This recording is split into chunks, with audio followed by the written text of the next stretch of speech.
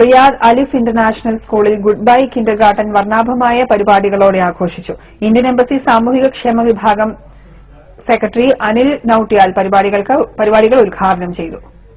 പഠനത്തോടൊപ്പം വിദ്യാർത്ഥികളുടെ സർഗവൈഭവം പ്രോത്സാഹിപ്പിക്കുന്നതാവണം വിദ്യാഭ്യാസ രീതിയെന്ന Indian embassy first secretary Anil Nautiyal പറഞ്ഞു. കിൻഡർഗാർട്ടൻ കാലഘട്ടത്തിൽ തന്നെ കുരുന്നു മനസ്സുകളുടെ സർഗശേഷി കണ്ടെത്തണം. ഇതിനെ പ്രോത്സാഹിപ്പിക്കുന്നതാകണം വിദ്യാഭ്യാസ രീതിയെന്നും UKG വിദ്യാർത്ഥികളുടെ ഗ്രാജുവേഷൻ പരിപാടി ഉദ്ഘാടനം ചെയ്ത് അദ്ദേഹം പറഞ്ഞു. വിദ്യാർത്ഥികൾ ഒരുക്കിയ Alif expo vision 2016 academic coordinator Aiman Farooq ഉദ്ഘാടനം ചെയ്തു. സഹജീവി സ്നേഹത്തിന്റെയും ഐക്യത്തിന്റെയും സന്ദേശം വിളംബരം ചെയ്യുന്ന വർണ്ണാഭമായ കലാപരിപാടികൾക്ക് കൊച്ചുകുട്ടികൾ ചുവടുവെച്ചു.